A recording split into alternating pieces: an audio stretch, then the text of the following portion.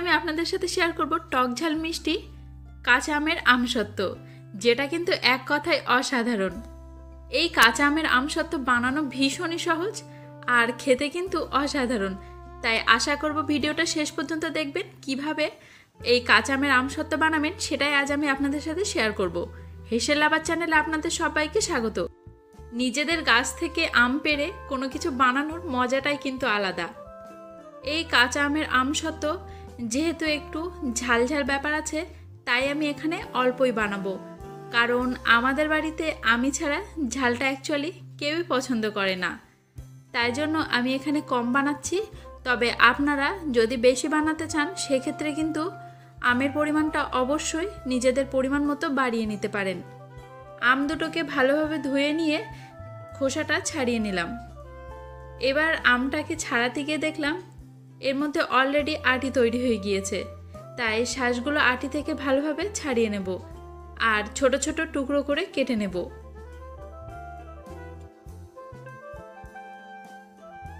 এবার একটা বোলের মধ্যে নিয়ে নিলাম আর এদিকে একটা কড়াই বসিয়ে রেখেছি ওভেনে।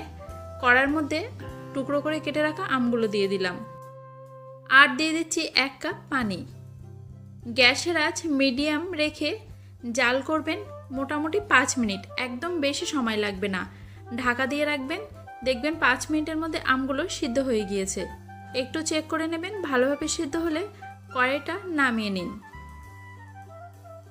তারপর এদিকে একটা প্যানের মধ্যে একটা শুকনো লঙ্কা আর হাফ চা চামচ গোটা জিরে একটু ড্রাই রোস্ট করে নিয়ে নামিয়ে নেব। তারপর ঠান্ডা হলে এটাকে গুঁড়ো করে নেব। দেখুন, এই মশলাগুলো কিন্তু মিক্সিতে দিয়ে একদম মিহি করে গুঁড়ো করার কোনো প্রয়োজন নেই, হালকা ক্রাশ করলেই চলবে। এবার সিদ্ধ করা আমকে ব্লেন্ড করে নেব। আর এটা ব্লেন্ড করার সময় আমি 1/4 কাপ মতো পানি এর মধ্যে যোগ করেছি। যদি দেখেন সিদ্ধ করার সময় পানিটা অনেকটা কমে গিয়েছে, তাহলে ব্লেন্ড করার সময় অবশ্যই পানি যোগ করবেন। আর সিদ্ধ করার সময় বেশি পানি থাকলে সেটাই সহই ব্লেন্ড করে নেবেন, কারণ এরকম একটা স্মুথ পেস্ট করার জন্য কিন্তু একটু পানির প্রয়োজন। এবার একটা কড়াইয়ের মধ্যে নিয়ে 1/4 কাপ চিনি দিলাম আর যেটা রেগুলার সল্ট সেটা দিলাম 1/4 চা চামচ আর বিট নুন দিলাম হাফ চা চামচ। এখানে কিন্তু বিট নুনটা অবশ্যই ব্যবহার করবেন, টেস্টটা ভালো হয়। আমি একটু চেক করে দেখলাম এখানে আমার আরও একটু চিনির প্রয়োজন, তাই আরও 1 টেবিল চামচ চিনি দিলাম। এছাড়া মিষ্টিটা কিন্তু অবশ্যই আপনারা নিজেদের স্বাদ মতো দেবেন। মিডিয়াম আঁচে কিছুক্ষণ জাল করার পর ক্রাশ করা জিরে আর লঙ্কাটা দিয়ে দিলাম। তারপর আবারও কিছুক্ষণ জাল করুন। যখন দেখবেন এরকম একটা ঘনত্ব এসেছে তখন এটাকে নামিয়ে নিন। দেখুন, এটা কিন্তু ভীষণ টাইট করে নামাবেন না, মোটামুটি এরকম মিডিয়ামের মাঝামাঝি থাকবে ঘনত্বটা, তখন এটাকে নামিয়ে নিন। আর একটা স্টিলের থালা নিলাম, তার মধ্যে একটু তেল মাখিয়ে নিলাম। তেলটা কিন্তু অবশ্যই মাখাবেন, তাহলে শুকানোর পরে তুলতে সুবিধা হবে। আর এটা শুকাতে দেবেন, চেষ্টা করবেন যেন থালাটা স্টিলের হয়। এবার থালার মধ্যে ভালোভাবে ঢেলে নিয়ে একটা হাতার সাহায্যে এরকম সমানভাবে করে নেবেন।